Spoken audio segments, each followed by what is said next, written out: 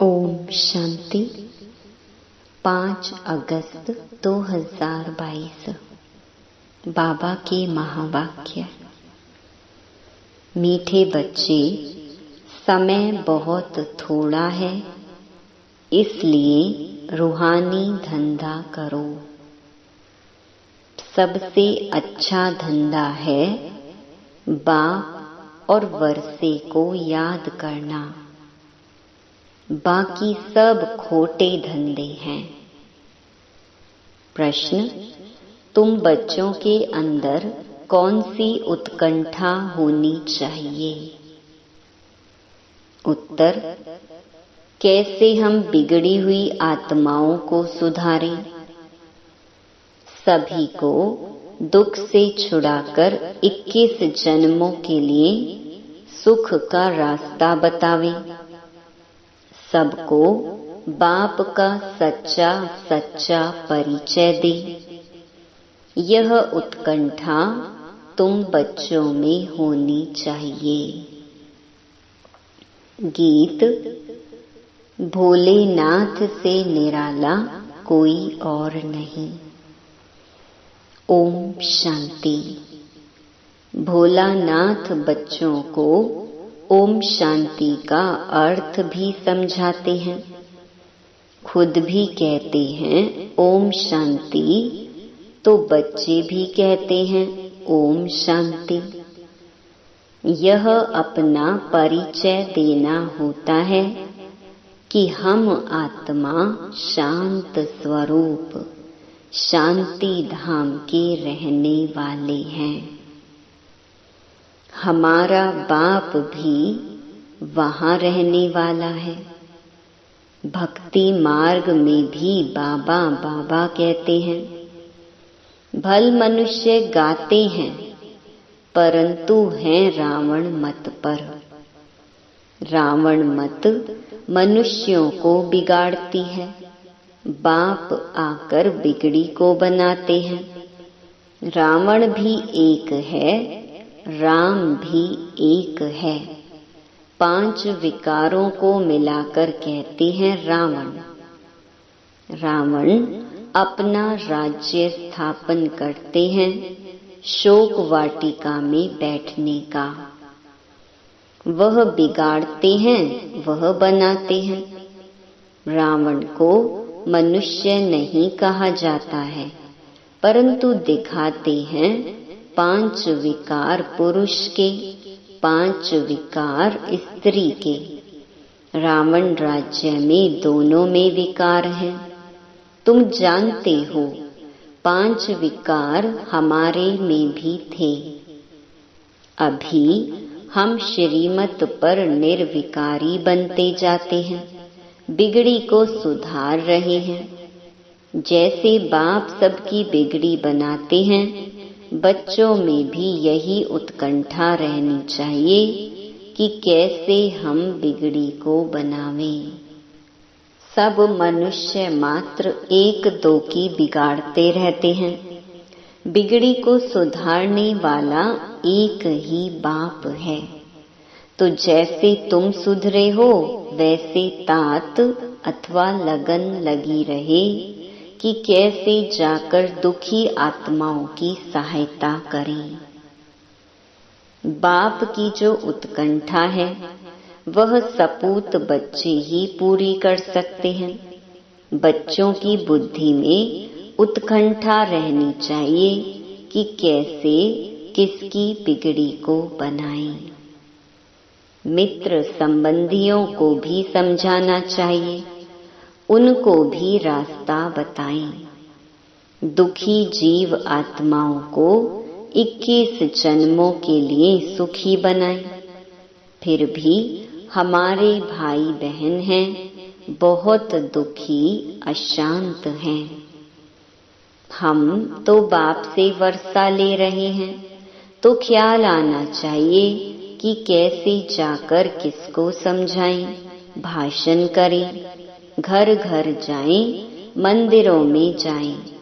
बाप मत देते हैं, मंदिरों में बहुत सर्विस कर सकते हो। भक्त बहुत हैं, अंधश्रद्धा से शिव के मंदिर में पहुंच जाते हैं। अंदर में कोई न कोई आश रख कर जाते हैं। यह नहीं समझते कि शिव हमारा बाप है। उनकी इतनी जो महिमा है तो जरूर कभी कुछ करके गए होंगे। शिव के मंदिर में क्यों जाते हैं? अमरनाथ पर यात्रा करने क्यों जाते हैं? ढेर यात्रियों को ब्राह्मण लोग व सन्यासी ले जाते हैं। यह है भक्ति मार्ग का धंधा। इससे तो सुधरेंगे नहीं। भोलानाथ बाप ही आकर बिगड़ी को बनाते हैं। वह विश्व का रचयिता अथवा मालिक है, लेकिन खुद नहीं बनता है। मालिक तुम बच्चों को बनाते हैं, परंतु वह ऊंच है, उनसे वर्षा मिल रहा है। तुमको दिल में आना चाहिए कि कैसे हम भाई बहनों को रास्ता बताएं। किसको दुखी रोगी देखा जाता है तो रहम आता है ना। बाप कहते हैं, अभी हम तुमको ऐसा सुखी बनाते हैं जो आधा कल्प के लिए रोगी नहीं होंगे। तो तुम बच्चों को औरों को भी सुख धाम का रास्ता बताना है। सर्विस की उत्कंठा वाले एक जगह रह नहीं सकेंगे। समझेंगे हम भी जाकर किसको सुख धाम का रास्ता बताएं। बाबा तो बहुत ललकार करते हैं। अविनाशी ज्ञान रत्नों की पूरी धारणा होगी तो बहुतों का कल्याण कर सकते हैं। इस राजाई की स्थापना में पैसे की दरकार नहीं रहती है। वो लोग तो आपस में ही लड़ते झगड़ते रहते हैं रावण की मत पर। हम रावण से राज्य छीनते हैं। राम राज्य राम द्वारा ही मिलता है। सतयुग में राम राज्य शुरू होता है। यहाँ कलयुग में राम राज्य कहाँ से आया? यह तो रावण राज्य है। सब दुखी हैं। यह बात तुम सभी को समझा सकते हो। पहले उन्हें समझाना है जो गरीब हैं, व्यापारी हैं। बाकी बड़े आदमी तो कहेंगे कि हमको फुर्सत नहीं है, हम बिजी हैं। समझते हैं हम भारत को स्वर्ग बना रहे हैं, प्लान करते रहते हैं। लेकिन तुम जानते हो शिव बाबा बिगर कोई स्वर्ग बना नहीं सकते। अभी टाइम बाकी थोड़ा है। राम राज्य स्थापन करने में ढील नहीं करनी है। रात दिन फुरना रहना चाहिए। कैसे किसको दुख से छुड़ाएं। बच्चों को यह दिल में आना चाहिए कैसे भाई बहनों को रास्ता बताएं। अभी सब रावण की मत पर हैं। बाप तो बाप है जो बच्चों को आकर वर्षा देते हैं। मनुष्य कोर्ट में जाकर कहते हैं, ईश्वर को हाजिर नाजिर जान सच कहता हूँ। परंतु अगर वह सर्वव्यापी है तो प्रार्थना किसकी करते हैं? उनको कुछ भी पता नहीं है। बाप बार बार समझाते हैं, मित्र संबंधियों को जगाओ। तुम बच्चों को बड़ा मीठा बनना है, क्रोध का अंश भी ना हो। परंतु सब बच्चे तो ऐसे बन नहीं सकते। बहुत बच्चे हैं जिनको माया एकदम नाक से पकड़ लेती है। कितना भी समझाओ तो भी सुनते ही नहीं। बाप भी समझते हैं शायद टाइम लगेगा। जब सब अच्छी रीति बाप की सर्विस में लग जाएं, शौक भी तो चाहिए ना, जो आकर कहें कि बाबा हमको सर्विस पर भेजो, हम जाकर औरों का कल्याण करें। परंतु बोलते नहीं। बच्चों का धंधा ही है सच्ची गीता सुनाना। अक्षर ही 2 हैं, अल्फ और बे। बाबा ने अच्छी तरह युक्ति समझाई है। पहली बात ही यह है, परम पिता परमात्मा से आपका क्या संबंध है। नीचे में प्रजापिता ब्रह्मा कुमारी नाम लिखा हुआ है। बाबा बहुत नया तरीका, बहुत सहज बताते हैं। बाबा को उत्कंठा रहती है, ऐसे ऐसे बोर्ड लगाना चाहिए। बाबा डायरेक्शन देते हैं। बाप को कहते ही हैं रहम दिल, ब्लिसफुल। तो बच्चों को भी बाप समान रहम दिल बनना है। इन चित्रों में तो बहुत बड़ा खजाना है। स्वर्ग के मालिक बनने की इनमें युक्ति है। बाप तो बहुत युक्तियां निकालते रहते हैं। कल्प पहले भी निकाली थी और अब भी निकाली हैं। मनुष्यों को टच होगा कि यह बात तो बड़ी अच्छी है, बाप से जरूर वर्षा मिलेगा। यह भी लिख दो, स्वर्ग के वर्षे के तुम हकदार हो। आकर समझो, बहुत सहज बात है।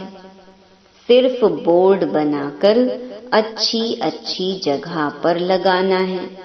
10-20 स्थानों पर बोर्ड लगाओ। यह एडवर्टाइजमेंट भी डाल सकते हो।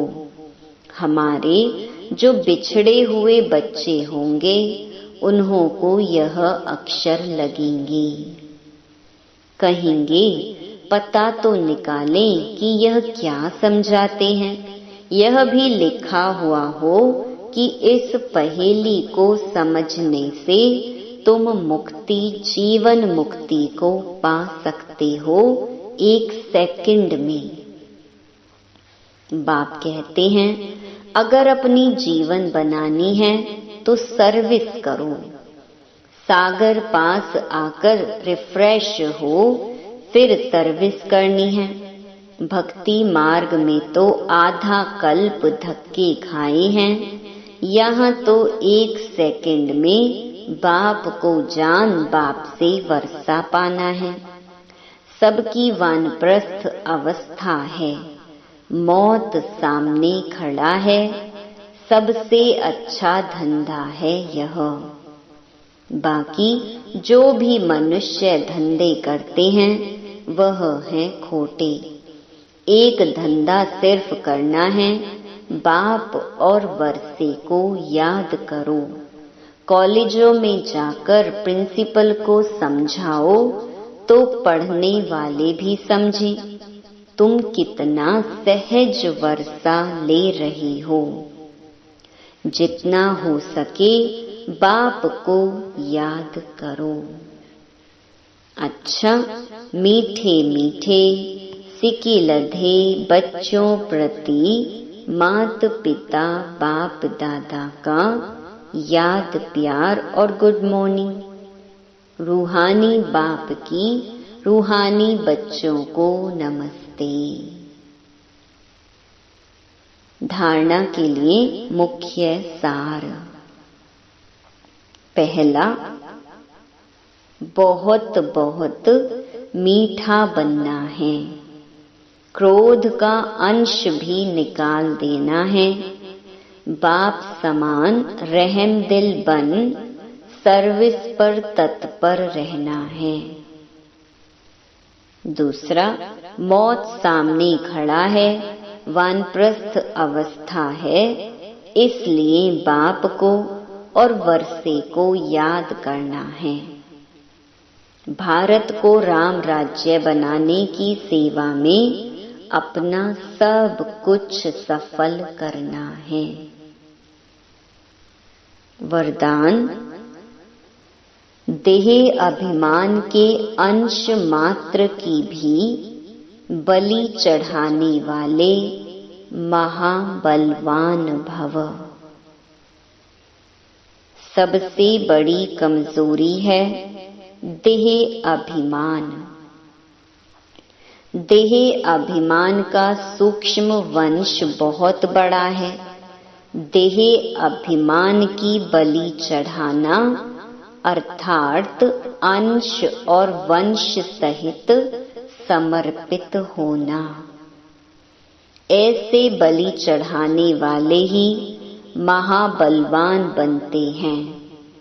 यदि देह अभिमान का कोई भी अंश छिपाकर रख लिया, अभिमान को ही स्वमान समझ लिया, तो उसमें अल्पकाल की विजय भल दिखाई देगी, लेकिन बहुत काल की हार समाई हुई है। स्लोगन, इच्छा नहीं थी लेकिन अच्छा लग गया, यह भी जीवन बंध स्थिति है। मातेश्वरी जी के अनमोल महावाक्य। पहला, इस अविनाशी ज्ञान को परमात्म ज्ञान कहते हैं। इस ज्ञान का मतलब है जीते जी मर जाना। इसलिए कोटों में कोई विरला यह ज्ञान लेने की हिम्मत रखता है। यह तो हम जानते हैं कि यह ज्ञान प्रैक्टिकल जीवन बनाता है। हम जो सुनते हैं वो प्रैक्टिकल में बनते हैं। ऐसा ज्ञान कोई साधु संत महात्मा दे नहीं सकते। वो लोग ऐसे नहीं कहेंगे, मन मना भव। अब यह फरमान सिर्फ परमात्मा ही कर सकता है। मन मना भव का अर्थ है मेरे साथ योग लगाओ। अगर मेरे साथ योग लगाएंगे तो मैं तुम्हें पापों से मुक्त कर वैकुंठ की बादशाही दूंगा। वहां तुम चलकर राज्य करेंगे। इसलिए इस ज्ञान को राजाओं का राजा कहते हैं। अब यह ज्ञान लेना बहुत महंगा सौदा है। ज्ञान लेना अर्थात एक ही धक से जीते जी मर जाना। शास्त्रों आदि का ज्ञान लेना तो बिल्कुल सस्ता सौदा है। उसमें तो घड़ी घड़ी मरना होगा, क्योंकि वो परमात्मा का ज्ञान नहीं देते। इसलिए बाबा कहते हैं, अभी जो करना है वो अब करो, फिर यह व्यापार नहीं रहेगा। दूसरा, परमपिता परमात्मा को सत चित आनंद स्वरूप भी कहते हैं। अब परमात्मा सत क्यों कहते हैं? क्योंकि वह अविनाशी इमॉर्टल है। वो कब असत नहीं होता, अजर अमर है। और परमात्मा को चैतन्य स्वरूप भी कहते हैं। चैतन्य का अर्थ है परमात्मा भी मन बुद्धि सहित है। उसको नॉलेजफुल, पीसफुल कहते हैं। वो ज्ञान और योग सिखला रहे हैं, इसलिए परमात्मा को चैतन्य भी कहते हैं। भल वो अजन्मा भी है, वो हम आत्माओं मुहाफिक जन्म नहीं लेता। परमात्मा को भी यह नॉलेज और शांति देने के लिए ब्रह्मा तन का लोन लेना पड़ता है। तो वो जब चैतन्य है तभी तो मुख द्वारा हमें ज्ञान योग सिखला रहे हैं और फिर परमात्मा को सत चित आनंद स्वरूप भी कहते हैं। तो यह सब गुण परमात्मा में भरे हुए हैं, इसलिए परमात्मा को सुख दुख से न्यारा कहते हैं। हम ऐसे नहीं कहेंगे कि परमात्मा कोई दुख दाता है, नहीं, वो सदा सुख आनंद का भंडार है। जब उसके गुण ही सुख आनंद देने वाले हैं, तो फिर हम आत्माओं को वह दुख कैसे दे सकते हैं। तीसरा, बहुत मनुष्य ऐसे समझ बैठे हैं कि यह जो अनादि बना बनाया सृष्टि ड्रामा चल रहा है, वो सारा परमात्मा चला रहा है। इसलिए वो कहते हैं कि मनुष्य के कुछ नाही हाथ, करन करावन हार स्वामी। सब कुछ परमात्मा ही करता है। सुख दुख दोनों भाग परमात्मा ने ही बनाया है। अब ऐसी बुद्धि वालों को कौन सी बुद्धि कहा जाएगा? पहले पहले उन्हों को यह समझना जरूर है कि यह अनादि बनी बनाई सृष्टि का खेल ऑटोमेटिक चलता रहता है। साथ साथ यह भी कहते हैं कि यह सब कुछ परमात्मा ही करता है। यह जो परमात्मा को करन करावनहार कहते हैं, यह नाम फिर कौन सी हस्ती के ऊपर पड़ा है? अब इन बातों को समझना है। पहले तो यह समझना है कि यह जो सृष्टि का अनादि नियम है, वो तो बना बनाया है। जैसे परमात्मा अनादि है, वैसे यह चक्र भी आदि से लेकर अंत तक अनादि अविनाशी बना बनाया है। जैसे बीज में अंडरस्टूड वृक्ष का ज्ञान है और वृक्ष में अंडरस्टूड बीज है, दोनों कंबाइंड हैं, दोनों अविनाशी हैं। बाकी बीज का क्या काम है? बीज बोना, झाड़ निकलना। अगर बीज ना बोया जाए तो वृक्ष उत्पन्न नहीं होता। तो परमात्मा भी स्वयं इस सारी सृष्टि का बीज रूप है और परमात्मा का पार्ट है बीज बोना। परमात्मा ही कहता है, मैं परमात्मा हूँ ही तब जब बीज बोता हूँ, नहीं तो बीज और वृक्ष अनादि है। अगर बीज नहीं बोया जाए तो वृक्ष कैसे निकलेगा? मेरा नाम परमात्मा ही तब है जब मेरा परम कार्य है। मेरी सृष्टि वही है जो मैं खुद पार्टधारी बन बीज बोता हूँ। सृष्टि की आदि भी करता हूँ और अंत भी करता हूँ। मैं करनधारी बन बीज बोता हूँ, आदि करता हूँ।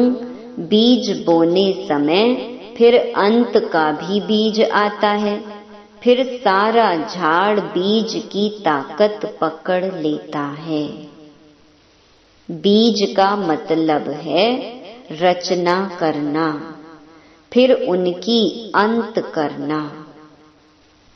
पुरानी सृष्टि की अंत करना और नई सृष्टि की आदि करना, इसको ही कहते हैं परमात्मा सब कुछ करता है। अच्छा, ओम शांति।